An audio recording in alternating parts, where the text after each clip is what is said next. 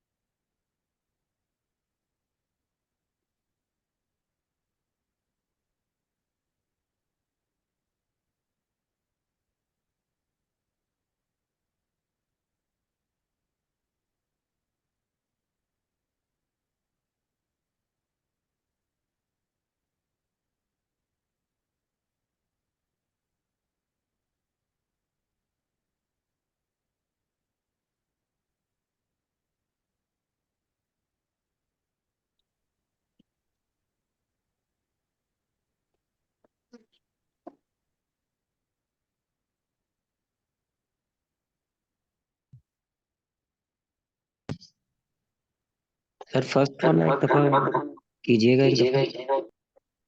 बाद में देख लेना।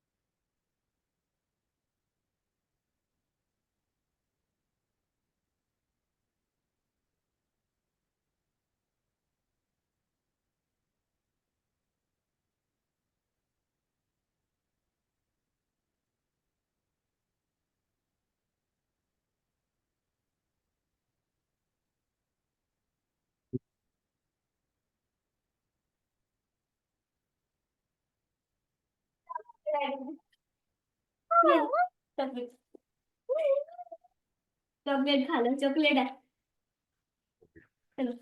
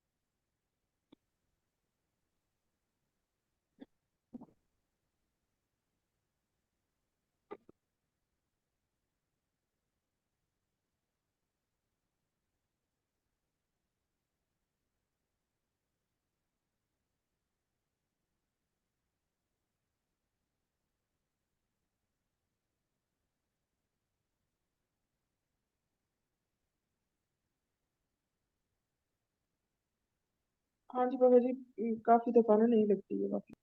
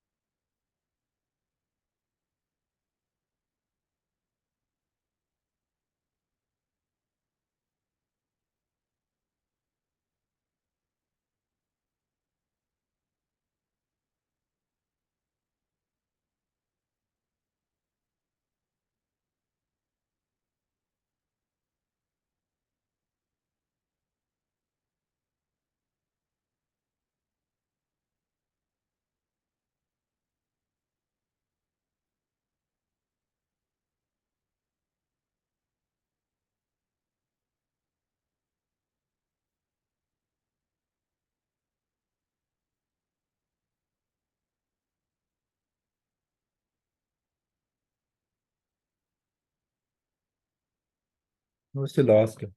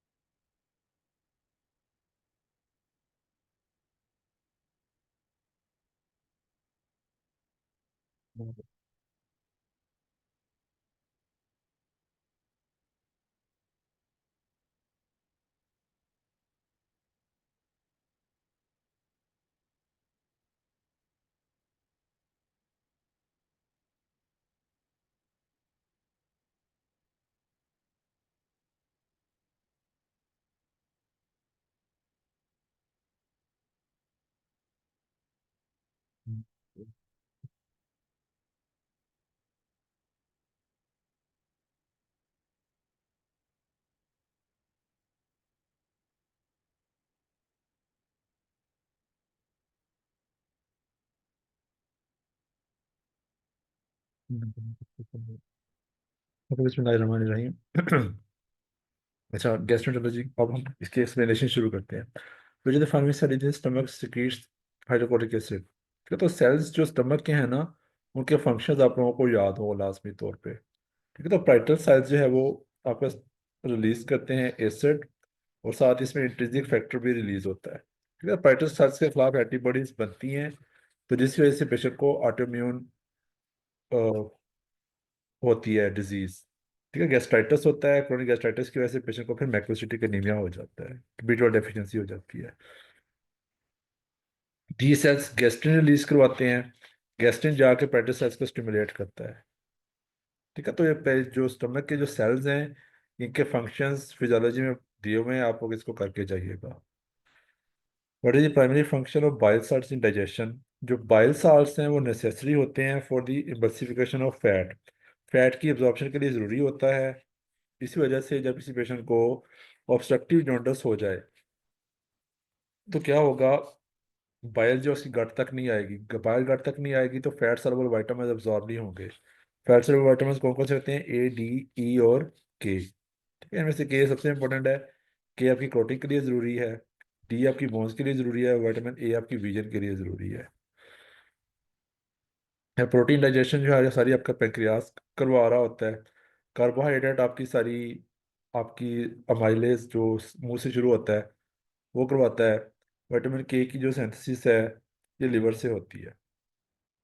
बेसिकली विटामिन K की एक्टिवेशन होती है लिवर से। सर ये जो फैट है इसको वो भी करवाता है, अमाइलेज भी करवाता है सर? अमाइलेज का फैट के साथ कोई खास ताल्लुक नहीं है। जी ठीक है। Which structure is responsible for preventing GERD. GERD क्या होती है? आपका जो स्टमक है और आज जहाँ पे इसोफेगस ऐसे मिलती है, ये वाला जो पोर्शन है, यहाँ पे एक ना नजर आने वाला वेल्व होता है। ठीक है, इस वेल्व की वीकनेस हो जाए तो पेशेंट को स्टमक का खाना जो है ना ऊपर आना शुरू हो जाता है। ठीक है, स्टमक का खाना ऊपर आए तो हम गर्ड कहते हैं। तो इधर से कोई वेल्व का डिस्टर्ब होना या डिस्टॉर्ट होना, उसके नतीजे में गर्ड प्रोड्यूस होता है पेशेंट को। ठीक है, पाइलोरिक स्फिंक्टर क्या होता है कि ये स्टमक से ड्यूडेनम के दरमियान जो स्फिंक्टर होता है, that is called pyloric sphincter. और एपिला वेटर क्या होता है? एपिला वेटर होता है यहाँ पे second part of the duodenum में आके आपकी सीबीडी खुलती है। सीबीडी के ऊपर जो वेल्व होता है दैट इज कॉल्ड एपिला वेटर। ठीक है, which disease associated with skip lesion और endoscopy. Sir inflammatory bowel disease के दो जो पोर्शंस हैं, कोलन डिजीज और अल्सरेटिव कोलाइटिस में, एक जो डिफरेंशिएटिंग पॉइंट है वो स्किप लियंस भी हैं। कोलन डिजीज के अंदर स्किप लियंस होती हैं। यानी इसका डिजीज का कुछ एरिया जो है वो, गट का कुछ एरिया डिजीज होता है, कुछ जो है वो ठीक होता है। अल्सरेटिव कोलाइटिस में डिजीज इज कंटिन्यूअस। ठीक है, आईबीएस जो है वो इरिटेबल बाउल सिंड्रोम है, इसके अंदर गट में इन्फ्लेमेशन नहीं होती, जबकि सीरियस डिजीज में ग्लूटेन से हाइपर सेंसिटिविटी होती है, पेशेंट को गंदम से एलर्जी होती है। सर ये थर्ड का ये स्फिंक्टर होगा, लोअर इसोफेजियल स्फिंक्टर। हाँ जी। अच्छा जी, which are the what is the most common cause of peptic ulcer disease? Peptic ulcer disease की जो सबसे इंपॉर्टेंट एसोसिएशन है वो एच pylori के साथ है। ठीक है, 95% ऑफ द केसेस जब अल्सर बनता है ड्यूडेनम के अंदर तो वो एच pylori की वजह से होता है। ठीक है, जबकि स्टमक के अंदर 70 to 75% होता है, स्टमक में कम होता है। स्टमक का जो अल्सर होता है उसके मलिग्नेंट होने के, उसके कैंसर में जाने के अमकान ज़्यादा होते हैं, इस वजह से स्टमक कैंसर को हमेशा बायोप्सी करनी चाहिए उसकी। बाकी चीज़ें भी हैं, अल्सर करवाती हैं, लेकिन एच pylori की एसोसिएशन ड्यूरल अल्सर के साथ बहुत ज़्यादा है। अच्छा, 45-year-old man with jaundice and clay colored stools, which condition is most likely? Jaundice जो होता है ना, तीन तरह से होता है, हिपैटिक, प्री हिपैटिक, लिवर से पहले मसले मसाइल लाइक हिमोलिसिस है, हिमोलिसिस की कोई भी काज आ जाए। फिर कहते हैं हिपैटिक, फिर आता है पोस्ट हिपैटिक, लिवर के बाद। ठीक है, पोस्ट हिपैटिक मीन्स ऑब्स्ट्रक्शन हो गई, सी हेडोपेंक्रियास हो गया, स्टोन आके सीबीडी में फंस गया है, कोलेंजियोकार्सिनोमा हो गया है। जब स्टोन आके फंसेगा तो आपकी बाइल जो है वो गट में नहीं जा सकेगी, बाइल गट में नहीं जाएगी तो आपको जो स्टूल का कलर है वो बाइल साल्ट्स की वजह से होता है, वो कलर चेंज हो जाएगा। ठीक है, तो biliary obstruction leads to jaundice and grey colour stools. Hepatitis B है, ये हेपेटिक जॉन्डिस करवाता है। ठीक है, पैंक्रियाटिक कैंसर, अगर इसमें सी हेडोपेंक्रियास दिया होता तो ये दोनों ऑप्शंस ठीक होती। तो पैंक्रियाटिक कैंसर अगर टेल ऑफ द पैंक्रियास का है तो उसका उससे ऑब्स्ट्रक्शन नहीं होती। ठीक है, प्राइमरी स्क्लेरोसिस कोलाइटिस में आपकी जो लिवर होता है उसकी जो बाइल डक्ट्स हैं उनकी इन्फ्लेमेशन होती है, इसमें भी थोड़ी बहुत कोलिस्टेसिस हो सकती है लेकिन प्रॉपर बिलियरी ऑब्स्ट्रक्शन नहीं होती। अच्छा, which test is most sensitive for detecting pancreatic insufficiency? जब पैंक्रियास क्रोनिकली डैमेज हो जाए तो उसके जो सेल्स हैं वो सारे डैमेज होना शुरू हो जाते हैं, और सेल्स उसके रिजल्ट्स भी खत्म हो जाते हैं पैंक्रियास के। ठीक है, तो पैंक्रियास का तो पेशेंट को डायरिया रहना शुरू हो जाता है। जब उसके न्यूट्रिएंट्स एब्जॉर्ब भी नहीं होंगे, मेल एब्जॉर्प्शन हो जाएगी पेशेंट को, तो मेल एब्जॉर्प्शन के वर्कअप के लिए हम पेशेंट का फीकल इलास्टेज लेवल करवाते होते हैं। फीकल इलास्टेज लेवल अगर डिक्रीज्ड है तो इसका मतलब है कि पेशेंट को पैंक्रियाटिक इंसफिशिएंसी है। सर ये सेंसिटिव माइलेज नहीं है सर? इसमें ना पैंक्रेटाइटिस नहीं दिया हुआ था, पैंक्रियाटिक इंसफिशिएंसी दी हुई थी, कि पैंक्रियाज जो है वो डैमेज होने के बाद ख़त्म हो गया हुआ है। ठीक है, वो पैंक्रेटाइटिस के लिए most important test is lipase और amylase. Lipase is specific and amylase is sensitive. ठीक है, ये वो पैंक्रेटिक इन्फ्लेमेशन के लिए था, अगर पैंक्रेटाइटिस का सिनेरियो होता एक्यूट पैंक्रेटाइटिस का। इसे पैंक्रेटिक इंसफिशिएंसी दी हुई है, मीन्स के पैंक्रियास इस पेशेंट का काम नहीं कर रहा, क्रोनिक पैंक्रेटाइटिस हुआ हुआ है इस पेशेंट को। ठीक है। Which findings is on esophageal manometry is characteristic of eclasia? eclasia क्या होता है? आपका जो लोअर esophagus sphincter होता है, यहाँ पे आपके जो सेल्स होते हैं वो नहीं होते, वो ना होने की वजह से यहाँ पे पेरिस्टालसिस नहीं होती, पेरिस्टालसिस नहीं होती तो आपकी फूड आगे नहीं जाती। ठीक है, तो यहाँ पे पेशेंट को कंस्ट्रिक्शन हो जाती है, नर्विंग हो जाती है। जब हमारी खुराक यहाँ से पास कर रही होती है ना तो इसोफेगस ऑटोमेटिकली उसको आगे ऐसे पुश करके आगे पुश कर देती है। यहाँ पे जो कि सेल्स नहीं हैं तो जो है वहाँ पे पेरिस्टालसिस नहीं होगी। ठीक है, तो ए पेरिस्टालसिस और इसोफेजियल बॉडी होगा इसके अंदर। ठीक है, इसमें जो ए ऑप्शन है वो गलत है, उसमें इंक्रीज स्फिंक्टर नहीं होगा, डिक्रीज स्फिंक्टर होगा। रिलैक्सेशन, रिलैक्सेशन लिखी हुई है ना, तो रिलैक्सेशन डिक्रीज होने चाहिए थी। ठीक है, इसोफेजियल हाइपरमोटिलिटी नहीं होती, हाइपरमोटिलिटी हो तो फूड ज़्यादा जल्दी आगे पास हो। हाइटल हर्निया जो है ये गर्ड की इंपॉर्टेंट काज है। अच्छा, in patients in which condition anti TTG या एंटीबॉडीज मोस्ट ऑफन एलिवेटेड। तो एंटी टीटीजी जो है वो टेस्ट है सीलिएक डिजीज का। ठीक है, सीलिएक डिजीज के पेशेंट्स में ग्लूटेन हाइपर सेंसिटिविटी होती है, तो उनके अंदर हम लोग टिश्यू ट्रांसग्लूटामिनेज करवाते हैं, आईजीए आईजीए टिश्यू ट्रांसग्लूटामिनेज लेवल्स करवाते होते हैं। ठीक है, पेशेंट अनीमिया के साथ प्रेजेंट होता है, डायरिया के साथ प्रेजेंट होता है। अल्सरेटिव कोलाइटिस और क्रॉन्स डिजीज ये दोनों वो हैं, दोनों ऑटोइम्यून डिजीज हैं, इन्फ्लेमेटरी बाउल डिजीज हैं। इनके अंदर एएनए और एएससीए एंटीबॉडीज पॉजिटिव होती हैं। जब गैस्ट्राइटिस हो, पर्निशियस एनीमिया हो, B12 डेफिशिएंसी हो, उसमें एंटी पाइटोसिल एंटीबॉडीज पॉजिटिव आ जाती हैं। What is the mechanism of action of PPI? PPI सबसे कॉमनली प्रिस्क्राइब्ड ड्रग है। इसका किसी न किसी फॉर्म में क्वेश्चन आप लोगों को किसी न किसी स्टेज पे लाजमी पूछा जाएगा। तो आपकी जो प्रैक्टिस होते हैं उन्होंने एसिड रिलीज करना होता है, ये उसकी इनहिबिशन करवाती है ये। ठीक है, inhibition of histamine two receptors, ये एंटी हिस्टामिन्स यानी कि रेनाटिडीन फेमोटिडीन का मैकेनिज्म ऑफ एक्शन है। यूटिलाइजेशन ऑफ गैस्ट्रिक एसिड, ये एंटी एसिड जो हम लोग ओवर द काउंटर मिलती हैं लाइक विस्कॉन म्यूकेन वगैरह, ये उसका फंक्शन है। Which medication is use in the management of hepatic encephalopathy? Hepatic encephalopathy के लिए हम लोग पेशेंट को डुफालेक देते होते हैं, जिसके अंदर लैक्टोलोज होती है। ये लैक्टोलोज गट में जाके शॉर्ट चेन फैटी एसिड्स में कन्वर्ट हो जाता है। जो शॉर्ट चेन फैटी एसिड्स होते हैं ये गट के एनवायरनमेंट को एसिडिक कर देते हैं। ठीक है, जब एसिडिक एनवायरनमेंट होता है तो आपका जो अमोनिया है, अमोनिया जो H3 फॉर्म है वो NH4 में कन्वर्ट हो जाता है। ठीक है, NH4 फॉर्म जो होती है वो नॉन एब्जॉर्बेबल होती है, वो एब्जॉर्ब नहीं होती, जिस वजह से बॉडी से निकल जाती है बाहर। बॉडी से बाहर निकलती है तो पेशेंट की एनकेफेलोपैथी बेहतर हो जाती है। हाल तो एंटीबायोटिक्स भी ज़रूरी हैं, लेकिन जो लैक्टोलोज है उसका मैकेनिज्म जो स्पेसिफिक फंक्शन वो हेपेटिक एनकेफेलोपैथी के लिए है। विच एंटीबायोटिक्स कॉमनली यूज सर ये एज जो पार्ट ऑफ लास्ट वाला फोलिक एसिड वाला क्या चीज़? सर ये जो आपने आंसर मतलब लगाया ना लैक्टोलोज, तो ये जो डी ऑप्शन है सर, इसका क्या काम होता है सर? इस ये सोडियोक्सीफोलिक सिलिक एसिड एसिड जो सर। है ना, ये हम बाइल साल्ट्स हैं बेसिकली।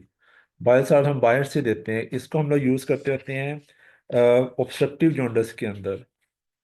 कैप्सूल उर्सो के नाम से आता है, ऑब्स्ट्रक्टिव जॉन्डिस में हम लोग देते हैं। तो ऑब्स्ट्रक्टिव जॉन्डिस के पेशेंट के अंदर ना, पेशेंट को प्रोराइटस होता है, क्योंकि बाइल साल्ट जो हैं लिवर से गट में नहीं आते, गट में ना आने की वजह से वो हो जाते हैं उधर स्किन में जाते हैं, तो इरिटेशन होती है, प्रोराइटस होता है। तो इसको हम लोग देते हैं ऑब्स्ट्रक्टिव जॉन्डिस के अंदर। इसका रोल हेपेटिक एनकेफेलोपैथी में नहीं है। Jewish antibiotic is commonly used as a part of regime to eradicate H. pylori। तो H. pylori की एडिकेशन के लिए हम पेशेंट को फ्लैजल लाजमी देते हैं। मीन्स के इसकी regimes होती हैं AMO, CMO and ACO। AMO means amoxicillin, metronidazole and omeprazole। CMO means clarithromycin, metronidazole and omeprazole। और ACO means amoxicillin, clarithromycin and omeprazole। ठीक है, तो एच pylori एडिकेशन थेरेपीज हैं, तीन regimes हैं जिसको हम ट्रिपल थेरेपी भी कहते हैं।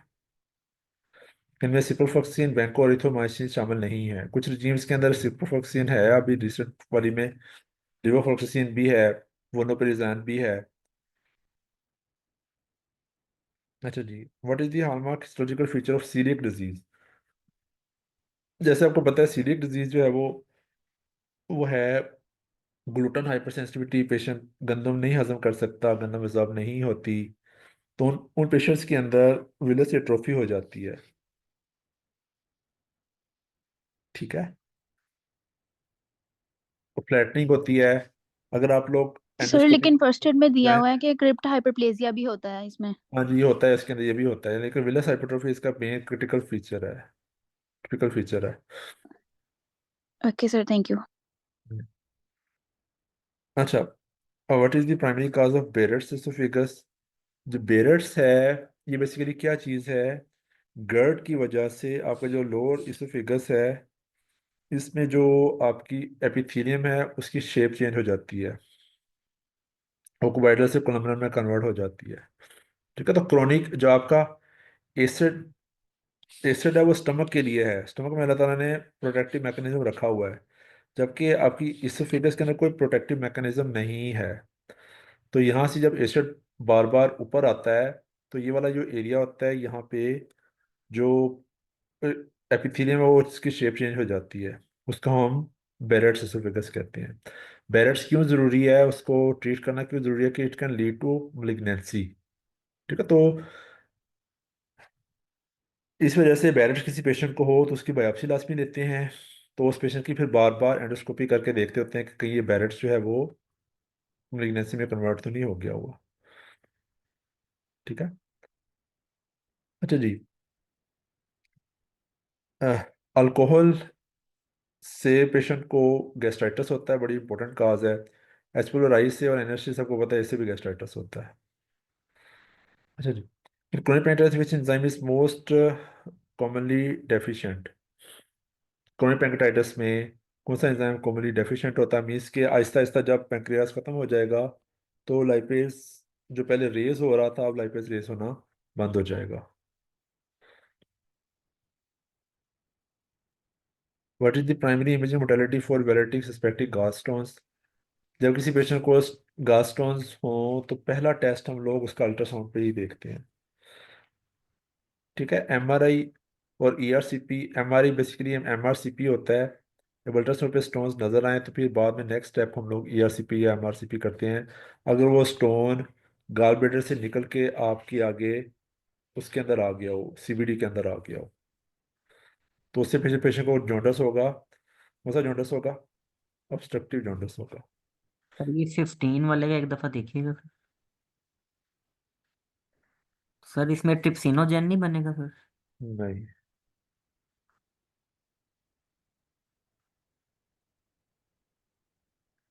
अच्छा जी, what is the most common cause of acute pancreatitis in Pakistan. Pancreatitis की दो मोस्ट कॉमन काजें हैं, अल्कोहल और गॉल स्टोन्स। तो पाकिस्तान में अल्कोहल इज नॉट अनकॉमन, लेकिन पैंक्रेटाइटिस जो है वो यूजली गॉल स्टोन्स की वजह से होता है।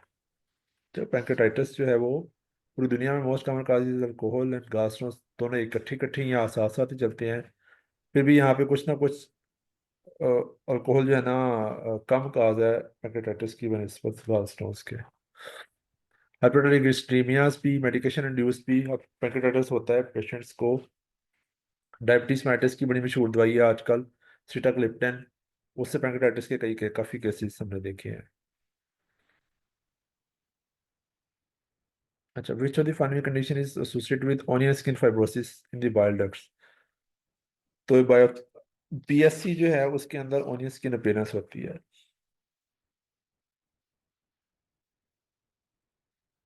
So, a patient with abdominal pain, blood diarrhea, colonoscopy reveals continuous inflammation to the rectum and colon. What is the most likely diagnosis? ये सिंपल क्वेश्चन था आईबीडी का, इसमें कंटिन्यूस दे दिया है, और ये कंटिन्यूस लीजन्स होती हैं अल्सरेटिव कोलाइटिस में। अल्सरेटिव कोलाइटिस और कोहन डिजीज के डिफरेंसेस के ऊपर ना आपकी जो फर्स्ट एड है वो तकरीबन हर बुक के अंदर, हर पैथोलॉजी मेडिसिन की बुक के अंदर ना एक डिफरेंस का एक टेबल बना हुआ है। ठीक है, दो टेबल जो है ना वो बहुत इंपॉर्टेंट है ulcerative colitis and Crohn disease का। वो डिफरेंस का जो टेबल है वो लाजमी करके जाइएगा। A 60-year-old man with long history of GERD presents with dysphagia. Endoscopy shows a stricture and intestinal metaplasia. What is the most likely condition? Metaplasia means कि आपकी जो बैरेट। एपिथेलियम है वो एक से दूसरी में कन्वर्ट हो गई है, तो बैरेट्स हो गया पेशेंट को। ठीक है, Barrett's can lead to oesophageal carcinoma. सर इसमें एसोफेजियल कार्सिनोमा नहीं बनेगा क्योंकि स्ट्रक्चर भी आ गया और मेटाप्लेजिया हो चुका है, तो आगे सर कार्सिनोमा नहीं बनेगा। अभी मेटाप्लेजिया एज ओल्ड मेटाप्लेजिया है, अभी मेटाप्लेजिया है, जो कार्सिनोमा है वो डिस्प्लेजिया होता है। Carcinoma is dysplasia. जी सर ठीक। मेटाप्लेजिया मीन सिर्फ आपकी जो एपिथेलियम है उसकी वो चेंज हुई है, शक्ल चेंज हुई है।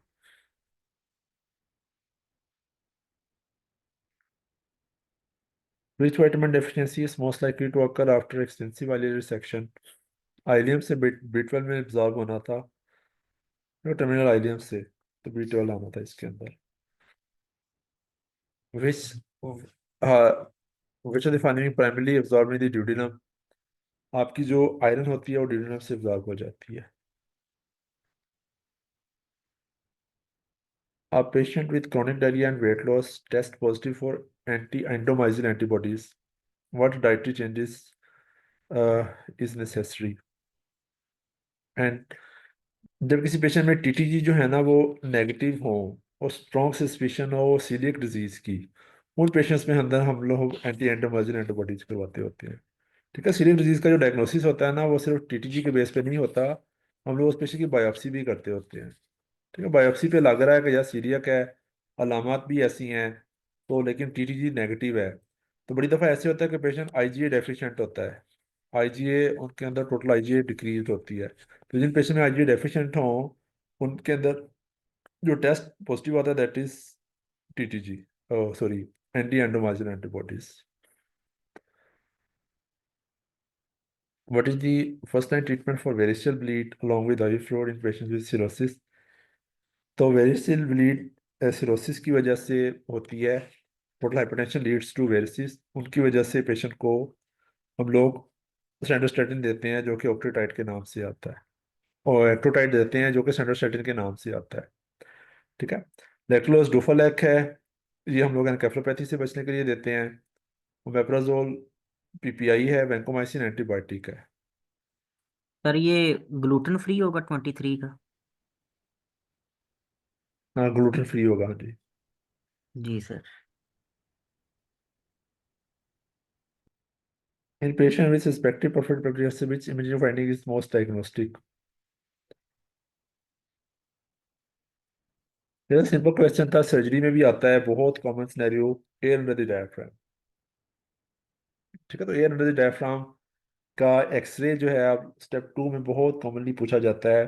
एक्यूट एब्डोमेन के साथ पेशेंट प्रेजेंट होता है. What communication is associated with chronic pancreatitis?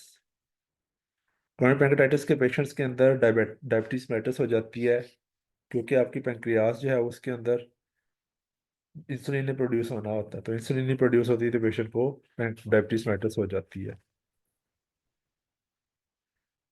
Which inflammatory marker is most useful for monitoring IBD? IBD के पेशेंट्स में हम लोग डिफरेंट टेस्ट करते हैं. Truelove and Witts criteria भी होता है, उसमें ईएसआर सीआरपी दोनों शामिल होते हैं. लेकिन ईएसआर और सीआरपी जो है ना वो नॉन स्पेसिफिक हैं, किसी भी इन्फ्लेमेटरी कंडीशन में रेज्ड हो सकते हैं. तो इस क्वेश्चन के हिसाब से जो स्पेसिफिकली आईबीडी से रिलेटेड था वो कैलप्रोटेक्टिन लेवल्स, स्टूल में कोई प्रोटेक्टिन लेवल करवाते होते हैं, वो इंक्रीज ना हो पेशेंट के, तो इसका मतलब डिजीज पेशेंट की काफ़ी ज़्यादा एक्टिव है. Which are the following is recognise complication of Wilson's disease? Wilson disease के अंदर पेशेंट को क्रोनिक लिवर डिजीज हो जाती है. ठीक है. तो क्रोनिक डिजीज का अंडरलाइन काज पोर्टल हाइपरटेंशन होती है. ठीक है. विल्सन डिजीज की मैनिफेस्टेशन कॉपर का ज्यादा होना है, नॉट कॉपर डेफिशिएंसी. कॉपर ज्यादा होती है इसके अंदर. Portal hypertension can leads to hepatocellular carcinoma, cirrhosis, क्योंकि पोर्टल हाइपरटेंशन सिरोसिस के नतीजे में पेशेंट को एचसीसी डेवलप हो जाता होता है. हेमोकम्बर्स आपको पता है आयरन ओवरलोड की वजह से होता है. विच bacteria associated with Pseudomonas colitis? ये भी बहुत इंपॉर्टेंट टॉपिक है. क्लोस्ट्रीडियम डिफिसल, सी डिफिसल. ठीक है. सुडोमोनास कोलाइटिस डायरिया किसके वजह से होगा? एंटीबायोटिक यूज की वजह से. ठीक है. What is the most common tumour of pancreas? Pancreas के जो पेशेंट होते हैं, pancreatic tumour most common is adenocarcinoma. ठीक है. ये सारे ट्यूमर्स इंसुलिनोमा, ग्लूकोनोमा, वीआईपोमा, ये पेंक्रियास के ट्यूमर्स हैं, लेकिन ये इतने कॉमन नहीं हैं. इंसुलिनोमा का पेशेंट्स हाइपोलाइसीमिया के साथ आएगा. ग्लूकागोनोमा का पेशेंट्स डायबिटीज मेलिटस और बॉडी रैश की वजह से आएगा. वीआईपोमा का पेशेंट्स जो है वो डायरिया के साथ, फ्लशिंग के साथ आएगा आपके पास. सर ग्लूकागोनोमा का बताइए किसके साथ आएगा? डायबिटीज मेलिटस और रैश होती है बॉडी में. और इंसिलोमा का ये होगा कि सर हाइपोग्लाइसीमिया होगा सर इसमें? हाइपोग्लाइसीमिया होंगे, रिपीटेड हाइपोग्लाइसीमिया. जी सर ठीक. ओके भैया, थैंक यू. सर इसका एडिनो कैसे बनेगा, एडिनो कार्सिनोमा से? एडिनोकार्सिनोमा जहाँ पे भी क्वाड्रल सेल्स होंगे वहाँ पे एडिनोकार्सिनोमा आएगा, जहाँ पे भी सिक्रीशंस हो रही होंगी वहाँ पे एडिनोकार्सिनोमा सर होगा। 5 जी सर। सर क्वेश्चन नंबर 5 एक सेकेंड।